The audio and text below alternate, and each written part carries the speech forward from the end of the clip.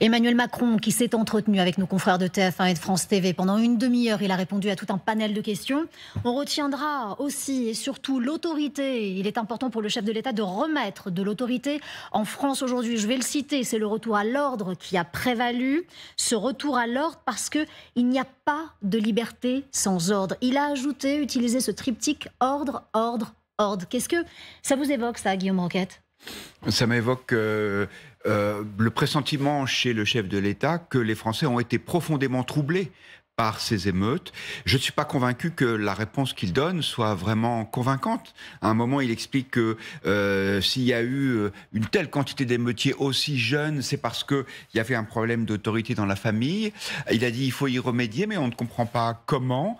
On a le sentiment que Emmanuel Macron fait le diagnostic, mais qu'il ne veut pas apporter de réelles solutions. Il disait qu'il faut que les problèmes soient mieux répartis entre les villes, mais sur les propositions concrètes qui lui ont été faites, suspendre les allocations familiales des familles de délinquants, abaisser la majorité pénale. Il n'y a rien. En fait, on a le sentiment que Emmanuel Macron considère qu'il ne s'est rien passé de grave, véritablement, entre la fin du mois de juin et le début du mois de juillet. Que tout continue comme avant, avec des discours qui sont effectivement très martiaux dans la forme, mais sur le fond, je ne vois pas une mesure concrète forte qui soit une réponse, et en tout cas, il y a en plus un élément totalement passé sous silence, qui est le lien qu'ont mis en avant la droite et l'extrême droite entre une politique migratoire non maîtrisée et ces violences. Or, le président de la République dit « Nous allons lutter contre l'immigration clandestine, mais l'autre, on n'y touche pas ». Il a même expliqué, Emmanuel Macron, qu'il voulait mieux intégrer les hommes et les femmes qui participaient à la valeur ajoutée du pays. On y reviendra bien évidemment. Emmanuel Macron qui s'appuie sur le fait qu'il a toute confiance en Elisabeth Borne. Il l'a dit, il l'a répété, il en a parlé tout au début, en tout cas, de son allocution. Voilà ce qu'il a dit, c'est le choix de la confiance, de la continuité, de l'efficacité. Swazdik Kememer, elle a été efficace, Elisabeth Borne, sur ce coup-là? Alors déjà sur la manière dont le président de la République qualifie la Première ministre, c'est un soutien, mais c'est pas quand même un soutien franc et massif. C'est-à-dire que c'est calibré, c'est fait en sorte d'arrêter les spéculations, parce qu'il sait bien que, de toute façon, la manière dont il a reconduit Elisabeth Borne a posé énormément de questions. Elle décide de maintenir la Première ministre. Vous savez qu'elle était sur un siège éjectable. Après, est-ce qu'elle a été efficace aux yeux Très vite, il parle de lui-même. Hein. Il parle d'Elisabeth Borne, et puis très vite, il dit « mais je me suis déplacé et j'ai relancé des nouveaux chantiers ». Donc lui, il considère que lui est efficace puisqu'il impulse des politiques et qu'il y a des lois qui sont votées. Donc pour vous, ce triptyque, le choix de l'efficacité, encore une fois de la continuité, il parle de lui, pas d'Elisabeth Borne? Effectivement. Et d'ailleurs, quand Guillaume parle de l'ordre, qu'est-ce qu'il répond? Emmanuel Macron, il répond qu'il y a des choix qui ont été faits de déploiement des forces de l'ordre, mais l'idée de toute façon, depuis le début, depuis les émeutes et même depuis la réforme des retraites, est de dire je continue sur mon sillon, je ne bougerai pas. Et donc, effectivement, des nouvelles forces de l'ordre qui sont adjointes quand c'est nécessaire, mais l'idée est de dire que les éléments, les tempêtes ne le font plus dévier, que c'est fini. Qu'est-ce que ça vous évoque, ça, l'ordre dont parle Emmanuel Macron et Éric de Courty? L'ordre, l'ordre, l'ordre. Pour lui, c'est devenu un nouveau triptyque. C'est le cap à franchir aujourd'hui? Moi, je trouve que d'une manière générale, j'ai trouvé qu'il était un commentateur d'une actualité immédiate plus que d'une force de proposition et d'un grand cap à dessiner. Sur la question des violences et des émeutes, il ne parle que d'ordre et d'autorité, comme si c'était exclusivement le sujet. Il ne parle pas de politique de ville, il n'y a aucune autre... Je suis assez d'accord sur ce que dit Guillaume, il n'y a aucune proposition, même sur ces sujets-là, mais c'est comme si la crise des banlieues et les émeutes n'étaient qu'une question d'ordre et d'autorité. Et je pense que ça, il y a une forme de déni. C'est-à-dire que, oui, il y a un besoin d'ordre, mais considérer que c'est juste une question d'autorité dans la famille, je reprends ce propos, il faut rétablir l'autorité parentale, l'autorité familiale, comme si toute la crise des banlieues se résumait à cette question-là. Je trouve que c'est un peu court. La question de l'autorité parentale. Je trouve que c'est un peu court. On parle pas vous trouvez ? Ah ben réducteur, je pense que il y a une forme de déni parce qu'il y a une impression globale, moi j'ai l'impression globalement qu'il s'était passé pas grand-chose. Finalement, c'était une parenthèse et il s'était passé quelque chose finalement d'assez anecdotique, que ça avait révélé le malaise d'une jeunesse, un manque d'autorité, comme si tous les émeutiers, les gamins qui avaient été là, c'était des enfants qui étaient perdus leur famille, et que finalement c'était pas si grave, il suffisait de rétablir un peu l'autorité parentale, on allait faire ça à la rentrée et que tout allait rentrer dans l'ordre. Emmanuel Macron fera un comparatif avec 2005. Il explique qu'en 2005, il aura fallu attendre 3 semaines, un état d'urgence. Ici, ça a été relativement bien réglé, 45 000 forces de l'ordre. Oui, et on n'en parle plus. Ça aussi, c'est une manière générale, c'est de dire que finalement, il y a une sensation de tout va bien. Regardez comment on travaille bien. On a fait mieux qu'en 2005 pour les émeutes de l'époque. Et globalement, on a bien réussi. Regardez comment on est efficace. Je trouve qu'il y a une forme de déni par rapport à la situation. On se connecte aussi en direct de Nouméa avec vous. C'est la Bougriou. Sur la forme, Emmanuel Macron clôt ici les 100 jours. Mais sur le fond, c'est un peu plus délicat. Vous nous en dites quelques mots. Oui, absolument. D'abord, sur la forme, pour commencer, sachez que vendredi, pour vous donner un peu les coulisses, vendredi dernier, alors que l'Élysée venait d'annoncer la composition du nouveau gouvernement, eh bien, l'entourage d'Emmanuel Macron était incapable de nous dire quel format serait privilégié pour cette expression. Alors certes, le chef de l'État a été contraint par son agenda. Il s'était engagé à parler avant la fin de la semaine. Et puis, dimanche, il y avait donc ce départ pour la Nouvelle-Calédonie et donc cette longue tournée pour l'Océanie. Plus de 5 jours, une visite historique. Et puis, sur le fond, eh bien, certains de ces lieutenants, depuis plusieurs semaines, voire même plusieurs mois, pressaient Emmanuel Macron, l'encourageaient vivement, j'allais dire, à redonner un cap, ou en tout cas, en coulisses, s'agacer de voir une forme de flottement. Alors, pour le coup, là, Emmanuel Macron, en prenant la parole sous ce format assez particulier, après avoir passé l'étape de l'interview traditionnelle du 14 juillet, a replacé ses fondamentaux, j'allais dire, quelques jours après la recomposition du gouvernement, ce remaniement. Il a dit un mot effectivement d'Elisabeth Borne, redit un mot de ses chantiers prioritaires, vous en parliez tout à l'heure, l'ordre, la justice. Voilà, ce sont donc des grandes lignes qui posent les jalons pour la politique à venir sur ces prochains mois avant la rentrée et donc là aussi ces grands enjeux. Merci à vous, Célia Bourillon, en direct donc de Nouméa. On en parlait aussi à Emmanuel Macron, qui revendique ici son soutien à Gérald Darmanin, mais aussi aux forces de l'ordre. Comment est-ce qu'on peut le percevoir ici, Guillaume Roquette ? Je pense que le chef de l'État est vraiment là en même temps. C'est-à-dire que oui, il y a un soutien aux forces de l'ordre et en ça, il est le relais de l'admiration des Français et de leurs inquiétudes. C'est vrai que les émeutes se sont arrêtées assez rapidement. 4 jours. C'est 4 jours. Est-ce que c'est grâce aux forces de l'ordre ? Est-ce que ce sont les trafiquants de drogue qui ont ramené tout le monde à la raison parce que c'était mauvais pour le business ? On pourrait en discuter. Mais en tout cas, le résultat est là. Et en même temps, il dit, et c'est une phrase importante, que nul n'est au-dessus de la loi, c'est-à-dire que les policiers qui sont mis en cause dans des procédures judiciaires pour des violences présumées, eh bien, la justice fait son travail. En l'occurrence, il n'a pas condamné la mise en détention provisoire d'un policier marseillais. Vous savez, ça fait beaucoup réagir. Éric Descoutiers en parlait à l'instant dans le milieu policier. Donc là, véritablement, on est dans une espèce de position d'équilibre, exactement comme sur les autres sujets d'ailleurs. C'est-à-dire qu'il n'y a pas d'inflexion du quinquennat. Il y a le sentiment que, en fait, les choses sont relativement maîtrisées. Les Français vont partir en vacances. Le chef de l'État fait un peu le service minimum quand même. Cette interview à l'autre bout du monde, avec un fond comme ça artificiel, un léger différé dans les réponses. Un différé important. Absolument. On peut pas dire que ce soit la mise en scène d'une rencontre, j'allais dire presque au cœur à cœur avec les Français. C'est pas l'allocution du siècle. Non, c'est pas l'allocution du siècle. On a le sentiment que le président s'est dit bon, faut cocher cette case-là parce que les gens vraiment comprennent pas que j'ai rien à dire après les émeutes, donc je parle. Est-ce que les Français auront encore le sentiment qu'il avait rien à dire ? À mon avis, c'est pas exclu. Un mot sur les policiers, ce que dit Guillaume sur le tentative d'en même temps. Oui, une tentative de en même temps avec les policiers. Il n'empêche que ça apparaît comme un recadrage assez sévère, avec sur un ton soft, mais assez sévère, du directeur général de la police nationale ce matin dans Le Parisien. Il n'a pas voulu commenter, hein. Il dit néanmoins ce qu'il a dit. Il a dit je ne commenterai pas. Il ne commente pas, mais il n'empêche qu'il répond. Nul n'est au-dessus des lois. Et la justice, les juges se prononcent de façon indépendante. Donc, et il n'est pas question de remettre en cause la justice telle qu'elle est. Donc, je ne suis pas certain, vu les réactions en chaîne qu'il y a eu ce matin des syndicats de policiers depuis la déclaration du patron de la police, que ce propos, malgré la pommade qu'il a passée à l'endroit des policiers, apaise les humeurs. Il a quand même ajouté, Emmanuel Macron, que sur 900 blessés durant les émeutes, seulement, on va le dire entre guillemets, seulement 28 enquêtes ont été lancées par l'inspection générale à la fois de la police et de la gendarmerie en ce qui concernerait des actes malveillants venant des policiers. On va se connecter tout de suite avec Julien Audoul, qui est en direct de l'Assemblée nationale, porte-parole du Rassemblement national et député de Lyon. Bonjour Julien Audoul. Bonjour. Qu'est-ce que vous avez pensé de cette allocution d'Emmanuel Macron, justement, notamment sur le cadre justice-émeute? Nul n'est au-dessus de la loi en République. Qu'est-ce que ça vous évoque?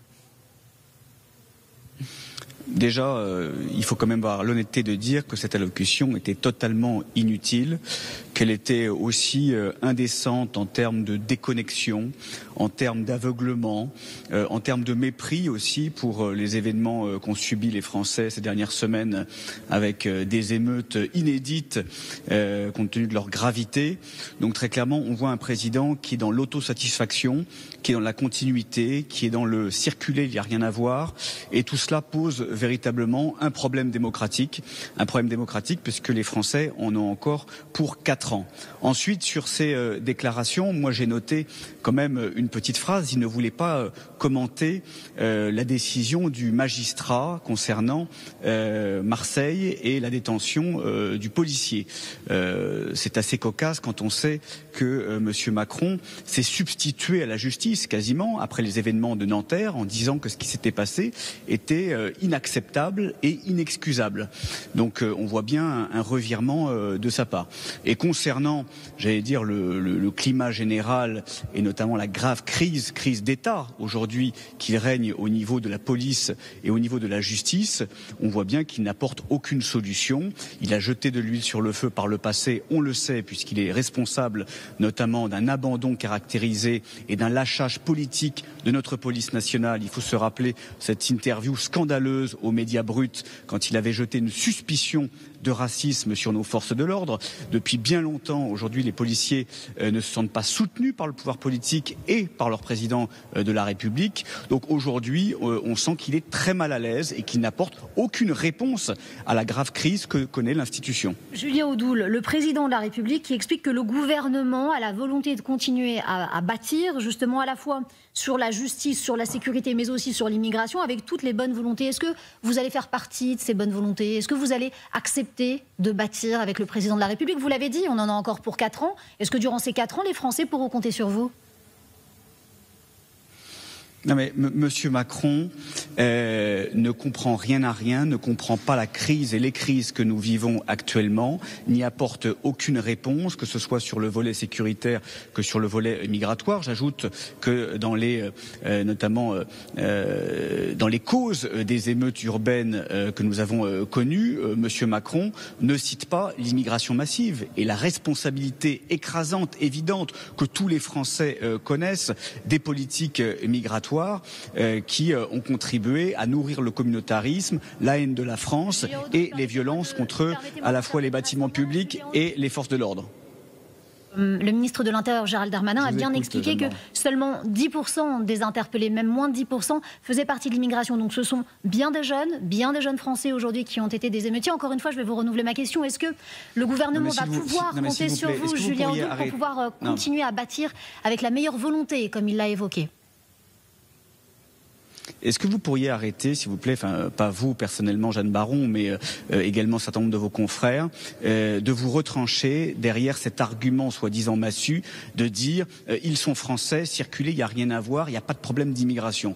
Excusez-moi, l'immense majorité des voyous, des délinquants et des racailles qui à la fois pourrissent le quotidien des Français et qui sont responsables des saccages, des dévastations, ont un lien avec l'immigration, ont un lien avec les politiques d'immigration et ont un lien surtout avec l'absence d'assimilation républicaine. C'est un fait, c'est évident, tous les Français le savent. Alors je veux bien que certains mettent des œillères encore une fois, mais les politiques migratoires telles qu'elles sont menées depuis 40 ans dans notre pays ont engendré ces émeutes, engendrent la sécession de territoires entiers et d'une partie de la population, certes française, ça je ne le nie pas, mais qui encore une fois n'a rien de français, que ce soit pour nos valeurs, notre culture, notre mode de vie et la violence qu'elle exerce à la fois contre les représentants de l'État et contre les citoyens français au quotidien. Julien Audoul, rapidement, avant que l'on ne se laisse, aujourd'hui, cette question donc à laquelle vous n'avez pas encore répondu, je me permets donc d'insister, lorsqu'on parle de bonne volonté pour pouvoir reconstruire,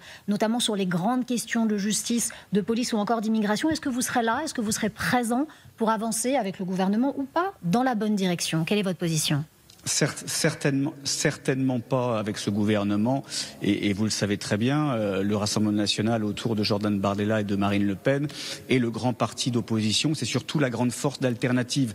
Il y a besoin d'un changement, d'un très grand changement dans notre pays. Et c'est certainement pas avec la continuité des politiques macronistes que nous arriverons à aider les Français à soutenir leur pouvoir d'achat et à restaurer l'ordre et l'autorité. Donc nous serons là pour préparer l'avenir, pour soutenir les Français, pour soutenir les forces de l'ordre qui en ont bien besoin, mais certainement pas pour apporter de l'air à ce gouvernement totalement déconnecté, déconsidéré, qui n'a plus rien à dire aux Français, si ce n'est répéter inlassablement ces échecs et des constats qui sont partagés par tout le monde. C'est dramatiquement insuffisant. Merci beaucoup Julien Audoul, en direct de l'Assemblée nationale, porte-parole du Rassemblement national.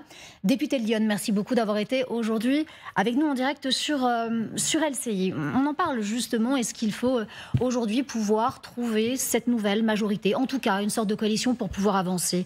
Soisy Kemener. Alors là, il a été très clair, le président de la République, il explique qu'il n'y a pas d'autre majorité et que lui, il a une majorité d'échange, c'est-à-dire d'échange sur des textes. Et finalement, je pense que c'est un des points politiques intéressants de cette interview, c'est-à-dire qu'il fait le constat de son instabilité, c'est-à-dire une majorité relative, c'est compliqué. Il a eu du mal à passer des textes, mais ils sont passés, alors avec ou sans 49.3, il explique bien qu'il compte d'ailleurs continue à utiliser tous les articles de la Constitution, y compris sur la loi républicaine, en tout cas, y compris sur la loi immigration. On comprend bien, de toute façon, on s'achemine vers un 49.3 sur la loi immigration à la rentrée. Mais alors, il explique bien que ça va passer au Sénat d'ailleurs d'abord, histoire de contraindre les LR. Mais donc, il prend acte de ça. C'est vrai que pendant un an, on a attendu le geste, c'est-à-dire l'annonce, un référendum, une dissolution qui lui permettrait de sortir de ce piège finalement qui est la majorité relative.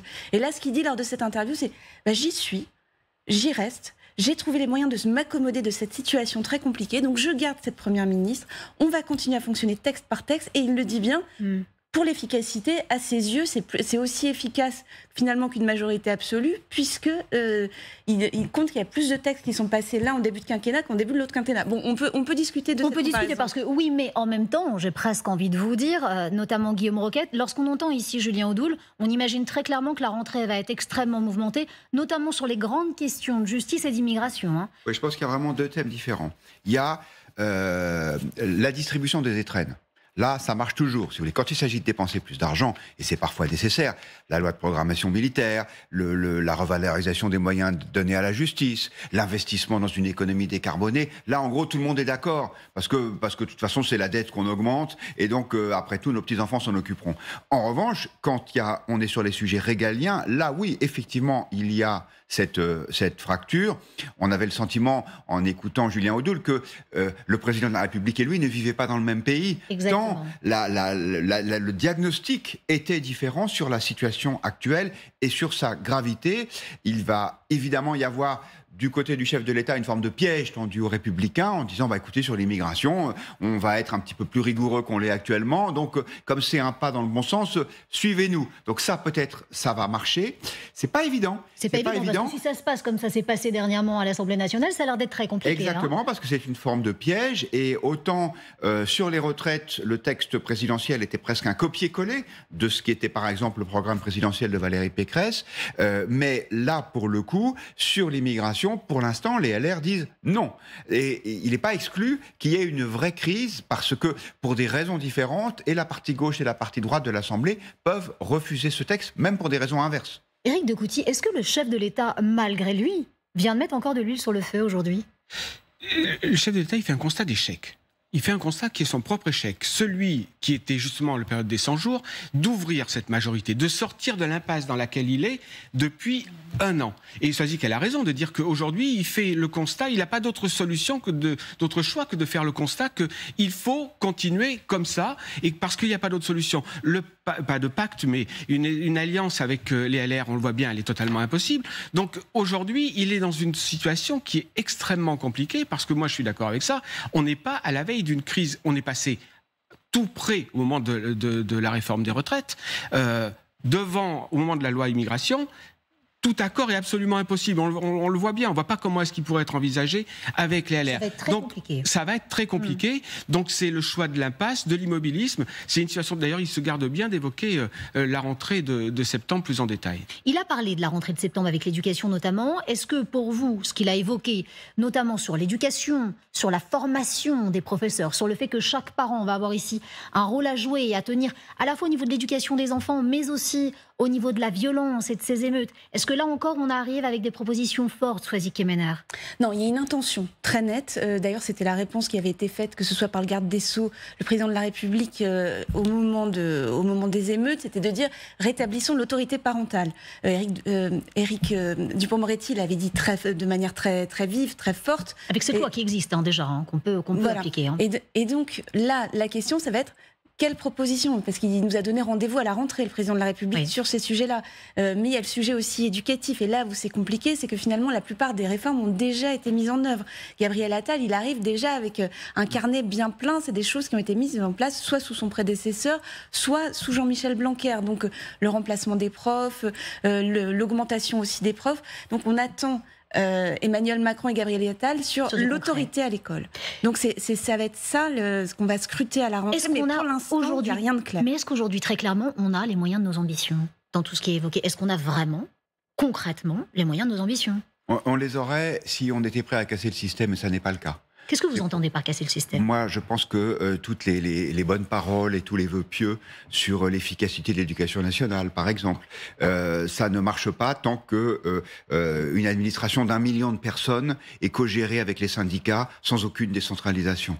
Donc, je pense que le président de la République ne se force pas quand il dit qu'il faudrait que les choses aillent mieux, que les profs soient mieux remplacés quand ils sont absents, qu'on soit plus proche des enfants. Mais je pense qu'aujourd'hui, le problème, comme on dit aujourd'hui, il est systémique. Et c'est là qu'on voit la limite du macronisme, c'est-à-dire une bonne volonté qui ne peut pas être mise en cause, une énergie aussi, mais on n'est jamais dans la rupture. En fait, Emmanuel Macron considère qu'il ne peut pas remettre en question le système et que donc il va falloir l'adapter. Je pense que c'est aussi pour ça qu'on met un ministre très habile politiquement comme Gabriel Attal à l'Éducation nationale pour vendre le mieux possible les réformes qui sont faites. Sur le fond, moi je prends rendez-vous. Je crois que l'année dernière il y a eu 15 millions d'heures perdues pour absence de professeurs dans l'Éducation nationale. Ce ne sera pas le cas cette année, on va voir. On va voir ce que ça donne cette année. Quand le président dit plus une seule heure non remplacée, je n'y crois pas un seul instant. Je vous propose que l'on se connecte tout de suite avec Manuel Bompard. Bonjour Manuel Bompard, vous êtes coordinateur de la France Insoumise, député de NUPES, LFI des Bouches-du-Rhône. Emmanuel Macron, on vient de l'entendre, qui a parlé notamment de différents pans que sont l'éducation, la justice ou encore l'autorité, avec ce triptyque important. Ce que je retiendrai, c'est ce qu'il a dit, c'est ordre, ordre, ordre. Et vous, qu'est-ce que vous retiendrez de cette interview, Manuel Bompard? Pas grand-chose. Je retiendrai sans doute que le président de la République a été incapable de faire ce qu'il aurait dû faire en tant que garant de la Constitution, c'est-à-dire de rappeler à l'ordre le directeur général de la police nationale et le préfet de police de Paris, parce que les déclarations qui ont été les leurs hier soir de soutien au mouvement de sédition qui a été engagé par un certain nombre de policiers sont inacceptables. Et je rappelle que la police n'est pas une autorité indépendante. Elle est sous la responsabilité du pouvoir politique et que ni le ministre de l'Intérieur, ni la Première ministre, ni le président de la République soient en capacité de dire qu'il y a des choses inacceptables et qu'il faut remettre de l'ordre dans la police républicaine. Je trouve ça inacceptable. Et puis la deuxième chose, c'est qu'il y avait quand même un manque majeur dans cette intervention.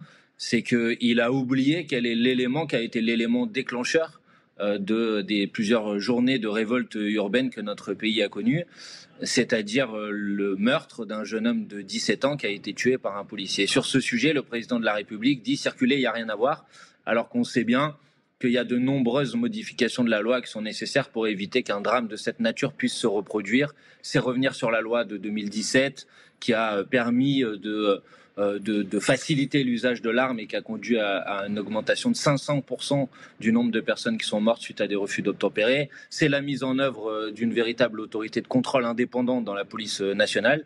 Et sur ce sujet-là, j'ai l'impression que pour le président de la République, c'est tout simplement un sujet tabou qu'il ne peut pas évoquer. Manuel Bompard, lorsque le président évoque, au contraire, en République, nul n'est au-dessus de la loi, il y fait référence. Pas assez d'après vous ?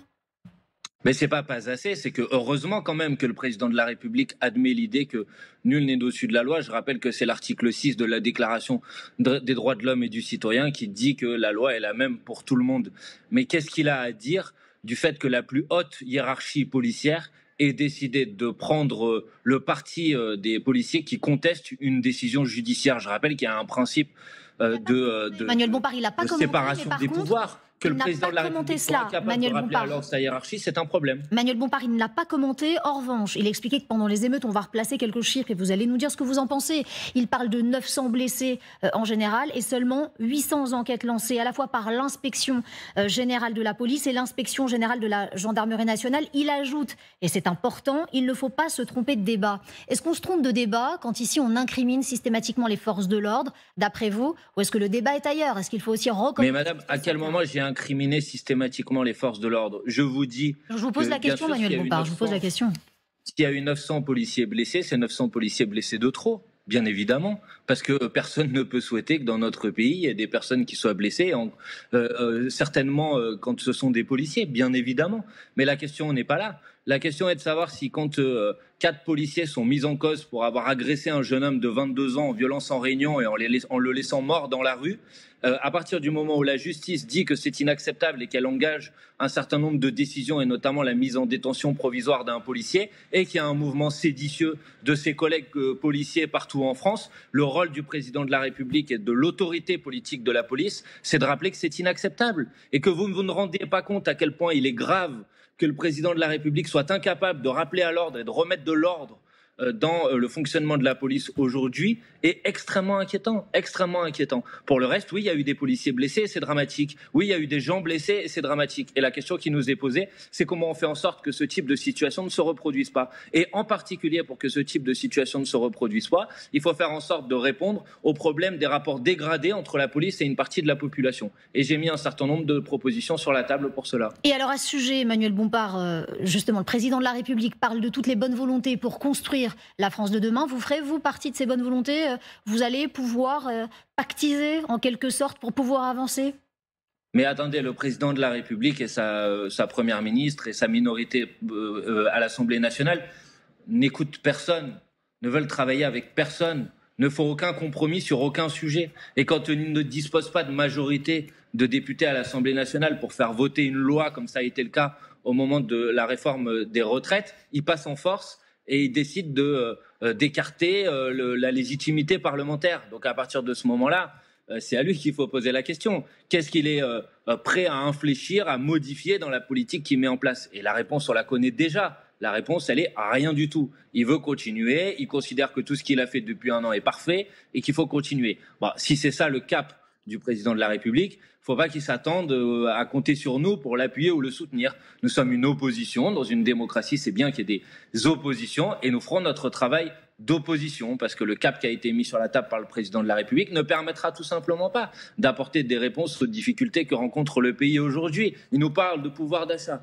Les prix de l'électricité vont augmenter de 10% au 1er août prochain. Il ne fait rien sur le sujet. Tout le monde sait que l'augmentation des prix et l'inflation est due pour plus de 50% à l'augmentation des marges des grandes entreprises. Il ne fait rien sur le sujet. Il refuse de mettre à contribution les profits extraordinaires des grandes entreprises qui se sont accumulés depuis maintenant plusieurs mois. On va être confronté à une situation de sécheresse extraordinaire. Il nous dit non, c'est prévu, alors que tout le monde sait très bien qu'on va être face à un mur cet été sur ce sujet. Donc non, il ne peut pas compter sur nous pour appuyer une mauvaise... C'est noté en tout cas, les choses sont très claires. Merci Emmanuel Bompard d'avoir été avec nous aujourd'hui. Coordinateur de la France Insoumise, député NUPES et les filles des Bouches-du-Rhône. Bon, les choses sont claires. qu'on soit à la fois à la droite comme le RN ou plus à gauche comme LFI, il n'y aura pas d'accord possible avec Emmanuel Macron. On va notamment citer Emmanuel Bompard à l'instant. Le président n'écoute pas, le président n'écoute rien.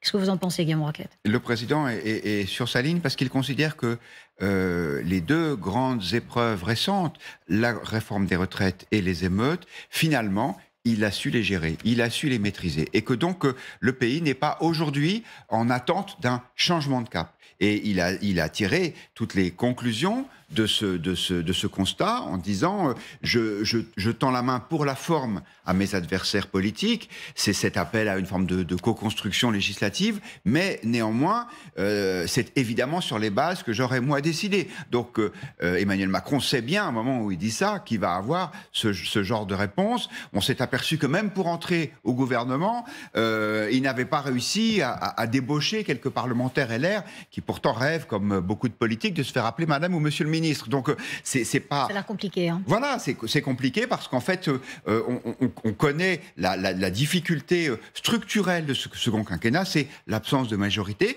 Ça ne change pas, mais Emmanuel Macron dit « je m'en accommode, je continue comme ça ». Si vous nous rejoignez, nous sommes sur LC, il est 14h, un petit peu plus de 14h, le chef de l'État qui s'est exprimé chez nos confrères de TF1 et de France TV. Et voilà ce que l'on retiendra notamment de cette allocution. Regardez.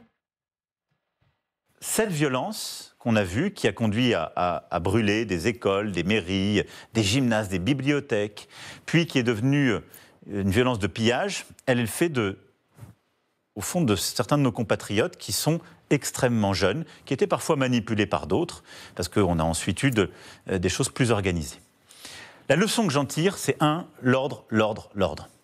La deuxième, c'est que notre pays a besoin d'un retour de l'autorité à chaque niveau. Et d'abord dans la famille. Voilà, l'ordre, l'ordre, l'ordre, c'est ce que retiendra Emmanuel Macron. La première leçon que j'en tire, c'est l'ordre, l'ordre, l'ordre, pour être tout à fait exact, Swazik. Oui, c'est l'un des messages essentiels, c'est même le message essentiel. Il essaie de réassurer, de rassurer les Français. On sait que... Alors, il a pas voulu... il a fait un parallèle entre les émeutes de 2005 et ce qui s'est passé fin juin, début juillet, en expliquant finalement que ça avait duré moins longtemps. Ça a duré 4 jours. Et donc, c'est une manière de se satisfaire en disant on a pris les bonnes décisions, il n'y a pas eu l'état d'urgence. C'est quoi, c'est circulé, il n'y a rien à voir ? Mais n'empêche que ce qui s'est passé va laisser des traces. Pourquoi ? Parce que c'était pas seulement en banlieue, parce que c'était dans des villes, on a énormément parlé de Montargis, mais d'autres villes, Limoges, etc., qui n'avaient pas été touchées par ce genre de phénomène. Il y a eu des phénomènes de pillage qui ont été diffusés sur les réseaux sociaux, qui ont ensuite été diffusés sur les chaînes, dans les chaînes info. Ça a frappé la rétine, ça a soit frappé le voisinage de Français qui n'avaient jamais vu ce genre de choses, ou ça a frappé sur les réseaux sociaux. Donc il y a quelque chose qui s'est déversé, et c'est vrai qu'on attendait le président de la République un peu plus allant dans sa réponse sur ces questions. On avait bien compris qu'il ne ferait pas une réponse d'un bloc, hein. Il égrène sa réponse depuis déjà quelques temps, donc là il dit qu'il en reparlera à la fin de l'été, mais le message c'est « je maintiendrai l'ordre quoi qu'il arrive », et d'ailleurs ça va de pair avec sa réponse sur les propos du directeur général de la police. Il a besoin des policiers, et Emmanuel Macron. Il le dit clairement, même si nul en République n'est au-dessus de la loi, il a bien expliqué. Il est coincé d'une certaine façon, comme il a eu besoin des policiers pendant les Gilets jaunes, comme il a eu besoin des policiers pendant les manifestations après la réforme des retraites, appelé 49.3 sur la réforme des retraites. Il a énormément et plus que jamais besoin des policiers. Il l'a dit d'ailleurs, il y a des gens qui sont revenus de vacances, il y a des gendarmes qui avaient pris leurs vacances, qui avaient posé leurs vacances, ils sont revenus, on leur a demandé de revenir. Donc il a conscience d'avoir demandé un effort considérable aux policiers, mais du coup, il est un peu piégé parce que la hiérarchie policière s'affranchit d'une hiérarchie qui devrait être la hiérarchie du politique, du président de la République. On ne devrait pas lire ça. On ne devrait pas lire une interview comme on a lu ce matin. Est-ce qu'on est ici aussi dans une forme de rétropédalage, quand on a très très vite pris la parole après ce qui s'est passé avec ce jeune Naël notamment, et en incriminant tout de suite ce policier, on se souvient d'Elisabeth Borne qui a tout de suite condamné, le président également. Est-ce que là on rétropédale et on se dit attention, ça peut prendre une ampleur particulière, on n'a pas besoin d'avoir les politiques ados et on n'a pas besoin d'avoir les policiers non plus ados. Où est-ce qu'il se situe là, Guillaume Roquette, le chef de l'État ? Je pense qu'il n'arrive pas à trouver le bon positionnement. On sait que ses propos sur le geste du policier qui a entraîné la mort de Naël, dont il disait qu'il était inexcusable... et inexplicable. Inexplicable encore, ça n'est pas un jugement de valeur. inexcusable, ça fait fi de la présomption d'innocence. C'est à la justice, puisque le président de la République s'en prévaut, de décider si le policier était ou non dans une situation qui fait qu'il était légitime ou justifié d'utiliser son arme. Ce n'est pas sur la foi d'une vidéo de quelques secondes sur les réseaux sociaux. Là, Emmanuel Macron, à mon avis, s'est laissé emporter, ou alors il a cru qu'il allait comme ça arrêter l'incendie. Il a mal géré. Je pense qu'aujourd'hui... Pensez-vous qu'à ce moment-là, il pense qu'il arrête l'incendie, ou est-ce qu'à ce moment-là, d'après vous, il fédère? Et peut-être qu'avec ce côté je fédère notamment les insatisfaits, ceux qui sont en colère, j'éteins progressivement les émeutes. Oui, est-ce que c'était un pari? Je pense qu'il était probablement convaincu que ça allait suffire et qu'il a été surpris, comme je crois beaucoup d'entre nous, par la rapidité avec laquelle ces émeutes se sont diffusées dans l'ensemble du pays. Mais on voit qu'aujourd'hui, il y a un problème, à mon avis, dans ce que vont percevoir les Français. Entre d'un côté, un président de la République qui dit « nul n'est au-dessus des lois » et de l'autre côté, les deux principaux responsables de la hiérarchie policière de notre pays, le directeur général de la police nationale et le préfet de police de Paris, qui disent « un policier n'a rien à faire en détention préventive avant son procès ».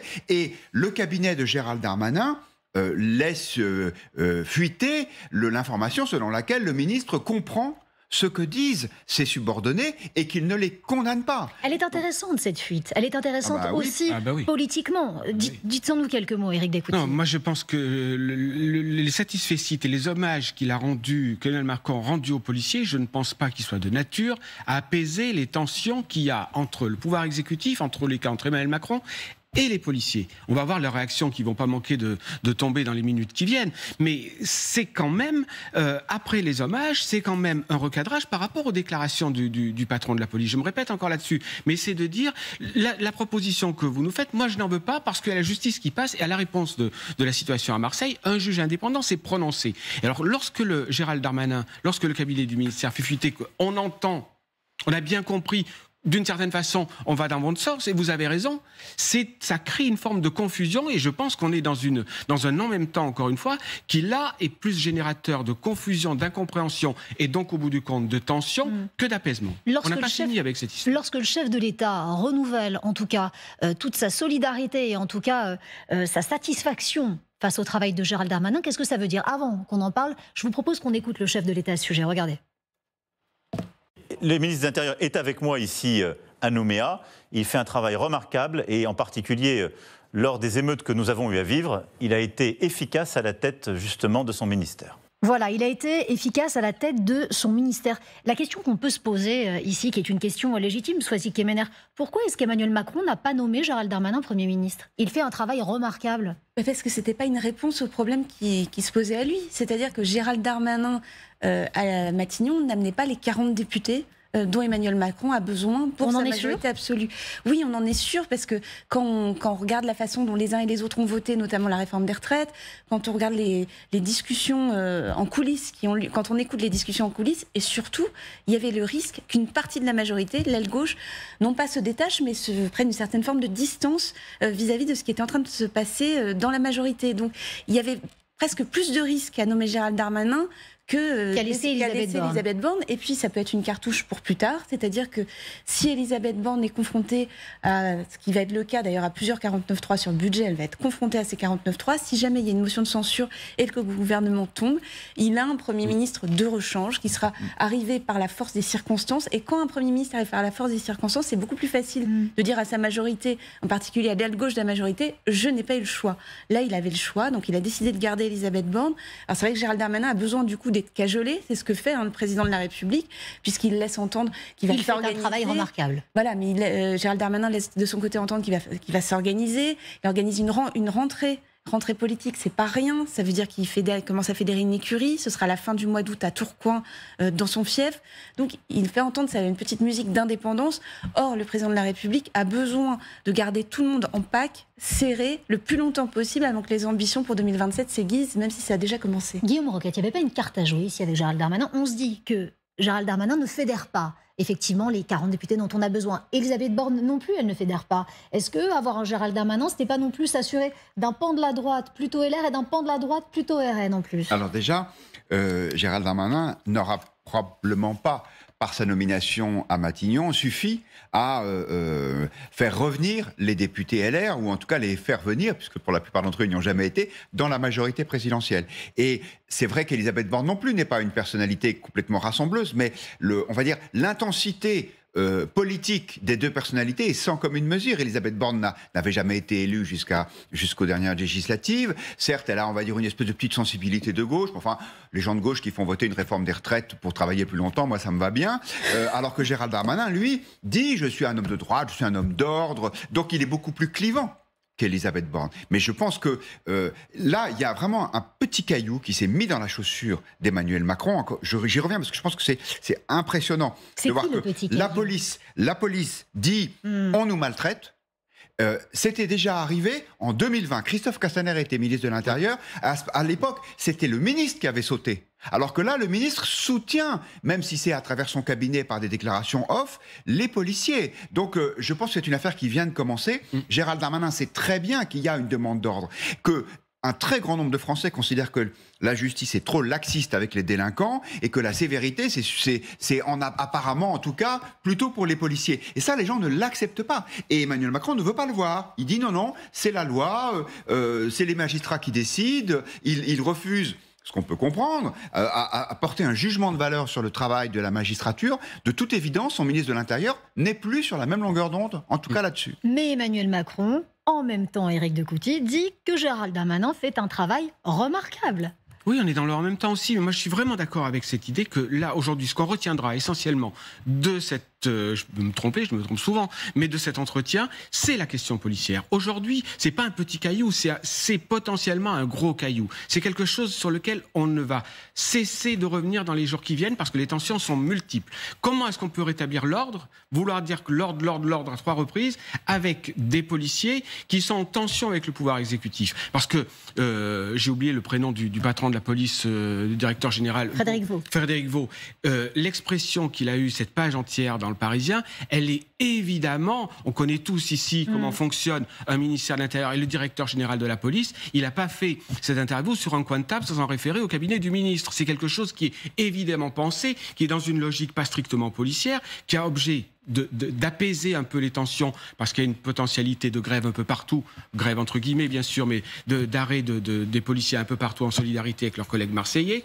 Il y a une tension qui ne cesse de monter, et la déclaration aujourd'hui du chef de l'État, qui est en contradiction avec la fuite du ministère de l'Intérieur, fait que ça ne va cesser de s'amplifier. Donc l'ordre, mais avec une police qui est de plus en plus en crispation avec le pouvoir exécutif. Et ça ne va pas s'arrêter là, parce que nul en République n'est au-dessus de la loi. C'est ce qu'affirme Emmanuel Macron. Écoutons-le. On parle de fonctionnaires de police, on parle de militaires de la gendarmerie dont on a reporté tous les congés sine-die. Ils étaient en train de partir avec leur famille, ils sont revenus. Donc ils sont là pour nous servir, nous protéger. Mais leur légitimité tient du fait qu'ils protègent le cadre républicain et qu'ils font respecter les lois démocratiquement votées. Et donc bien évidemment, eux-mêmes s'inscrivent dans le cadre de la loi et de l'état de droit. Nul en République n'est au-dessus de la loi. Si vous permettez rajouter un mot, on parle de rapport de police avec le pouvoir, ça marche sur 3 pieds. La justice. C'est-à-dire qu'on n'a pas encore entendu le ministère de la Justice et Gérald Darmanin. Ce que dit Emmanuel Macron, c'est que la décision de Marseille a été prise par un juge indépendant, c'est que la justice est le garant du bon fonctionnement de l'état de droit. Donc, ça marche sur 3 pieds, parce que la déclaration de Frédéric Vaux, elle heurte la réalité judiciaire. Donc, on est à la veille, au tous les cas, de début de quelque chose qui n'a pas fini de progresser. On en parle avec Grégory Journe. Bonjour, merci d'être avec nous. Bonjour. Merci beaucoup d'être là. Vous êtes secrétaire général du syndicat Unité FGP-FO. Le chef de l'État qui explique aujourd'hui très clairement qu'en République, nul n'est au-dessus de la loi. Comment est-ce que vous le prenez? Est-ce que vous prenez ça vraiment en pleine face? Et qu'est-ce que ça va provoquer probablement dans les jours à venir? En pleine face, C'est pas une découverte, heureusement d'ailleurs, que nul n'est au-dessus des lois. En commençant par lui d'ailleurs, quand il s'exprime il y a quelques semaines pour parler de l'affaire Naël, je crois que ses propos ont heurté aussi la police nationale lorsqu'il s'est positionné, peut-être de manière pas totalement neutre sur le sujet. Mais je crois qu'il ne pouvait pas dire moins d'ailleurs, le président, ni beaucoup plus. Il rappelle quelque chose d'essentiel, nul n'est au-dessus des lois.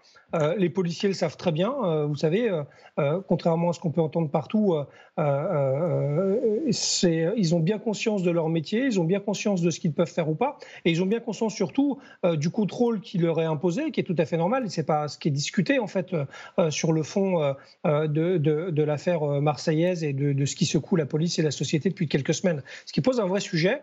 Mais malheureusement, je crois qu'on n'a pas le droit d'en débattre sans être taxé d'être tout de suite d'un bord ou de l'autre politique. Et moi, ça me gêne un peu. Je suis un représentant syndical. Quand je dis simplement qu'à un moment donné, il faudra se poser la question quand même du policier mis en cause et de l'exercice judiciaire par rapport à ça. C'est-à-dire qu'on ne peut pas dire, je ne vais pas être très long, je vais prendre 10 secondes, on ne peut pas dire un policier à l'usage de la force légitime. Donc, on lui donne mandat pour ça, ce qui est une responsabilité extrême, puisque cet usage de la force peut aller jusqu'à la force armée avec les conséquences qu'on connaît. Donc, ça veut dire que le policier a donc un pouvoir extraordinaire. Et on ne peut pas dire quand cet usage de la force, dans l'exercice des fonctions, pose question et forcément peut être remis en cause, et c'est bien normal dans un état de droit, vous allez être traité justement comme le justiciable lambda. C'est ça qui est gênant, c'est ce point de déséquilibre-là qui aujourd'hui prend tout son sens et réellement, oui, pose question sur le statut du fonctionnaire de police mis en cause dans l'exercice de ses fonctions. Grégory Joron, est-ce qu'aujourd'hui, très clairement, vous vous sentez stigmatisé? Est-ce que la police, aujourd'hui, n'est pas bien aperçue? Et est-ce que vous sentez aussi que vous n'avez pas forcément le soutien que vous méritez, en tout cas dans les hautes fonctions de l'État? Écoutez, on a un directeur général qui a eu des propos forcément qui choquent, forcément qui bousculent et forcément qui font tanguer certaines personnes. Je trouve que ce sont des propos courageux vu le contexte et je sais qu'il les pense sincèrement. On est soutenu par ce genre de propos, tant mieux. On est soutenu par le ministre en règle générale, tant mieux. Notre réalité, c'est que, et on est soutenu par l'opinion publique. Vous savez, les enquêtes d'opinion depuis ces derniers mois, mis à part une forte baisse pendant le mouvement des Gilets jaunes, la police nationale française et républicaine fait à chaque fois montre d'un vrai soutien de la part de la population, avec entre 70 et 75% d'opinion favorable ou de confiance, ce qui est exactement le même niveau que nos voisins européens, allemands ou anglais. Donc la police est soutenue par la majorité des Français. Malheureusement, c'est souvent la majorité silencieuse et on a souvent une opposition extrêmement tenace, extrêmement pugnace, extrêmement brutale dans ses propos. Certains politiques, certains syndicats de magistrats qui s'amusent justement à stigmatiser les policiers régulièrement. C'est une réalité et ça prend le pas souvent sur ceux qui disent rien. Merci beaucoup Grégory Joron, secrétaire général syndicat Unité FGPFO, d'avoir été avec nous aujourd'hui en direct sur LCI. Guillaume Roquette, lorsqu'on entend Grégory Joron, on imagine effectivement que le rapport n'est pas évident. Ce n'est pas évident. Il a parlé de force.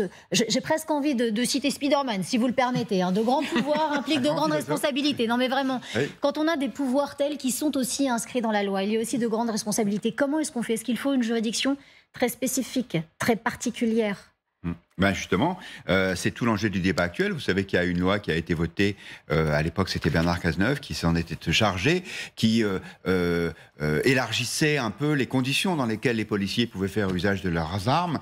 Eh bien cette loi est remise en question aujourd'hui. Si les juges ont voulu mettre en détention provisoire ce policier marseillais, c'est parce que la justice considérait qu'il fallait faire un exemple. Donc en fait, il y a deux conceptions du métier de policier. Il y a ceux qui disent les policiers doivent être absolument irréprochables, quelles que soient les circonstances, quelle que soit la pression dont ils font l'objet, quelle que soit la violence dont ils sont les victimes. Et puis d'autres qui disent mais c'est tellement difficile notre métier qu'on a besoin non pas d'être au-dessus des lois, mais au moins que la justice puisse comprendre les contraintes qui sont les nôtres. Qu'elle soit quoi, la justice plus flexible? C'est qu'elle soit en tout cas, peut-être, oui, ou en tout cas qu'elle montre la même intransigeance avec tout le monde. C'est intéressant. Les syndicats de policiers passent leur temps à dire « nous sommes en train d'essayer de vider la mer avec une petite cuillère, nous passons notre temps à arrêter des délinquants qui sont immédiatement remis en liberté par la justice,